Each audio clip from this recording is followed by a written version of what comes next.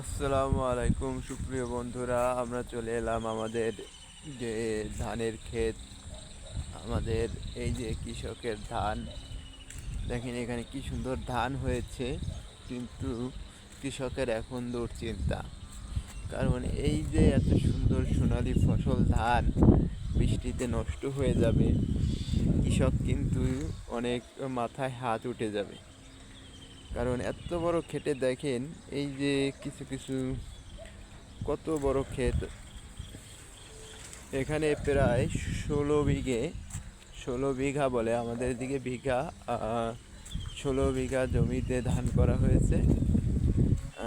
এখানে ধানের কিছু অংশ দেখেন কেটে ফেলা হয়েছে, মানে কেটে উঠিয়ে নিয়েছে। আর কিছু অংশ বলতে এখানে প্রায় 1 বিঘা, এক 16 বিঘা জমির 2 বিঘা, 2 বিঘার মতো জমি ধান কেটে আগে থেকে উঠানো হয়ে গেছে। এখন হচ্ছে কৃষকের মাথায় হাত। কারণ এই যে বর্ষা বৃষ্টি শুরু হয়ে গিয়েছে, এই বৃষ্টিতে কিন্তু কৃষকের অনেক চিন্তা। কিভাবে সে এই ধানগুলো উঠাবে, কিভাবে কাটবে, এই জনবলেরও কিন্তু কমতি। আর বাংলাদেশের কৃষকরা এই সময় এসে অনেক বিপদেই পড়ে। তারা এই যে কষ্ট করে এত ধান লাগায়, এই ধান দিয়েই কিন্তু খাবার তৈরি হয়, চাল তৈরি হয়।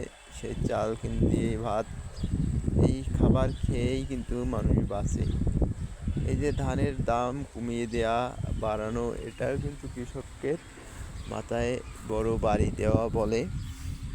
কৃষক কিন্তু মেরে ফেলার মতোই অবস্থা।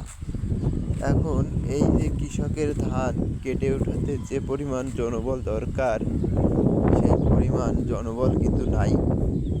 আর ইতিমধ্যে বর্ষা বৃষ্টি শুরু হয়ে যাওয়ায় কিন্তু কৃষক এখন ধান কাটা বন্ধ রেখেছেন। ধান কিন্তু পেকে গেছে। এই ধানের পাকা ধান কেটে ফেলালে উঠাইতে পারবে না, ভিজে যাবে, যে জন্য কাটা কিন্তু বন্ধ করে দিয়েছে। কিন্তু আবার এই একটু রোদ বা বৃষ্টির আবহাওয়া কমলেই কাটা শুরু করবে। কৃষকের এই জমির ধান শেষ পর্যন্ত উঠাতে কী পরিমাণ খরচ, সেই খরচ কিন্তু 1 মণ ধান বেচে ওঠে না।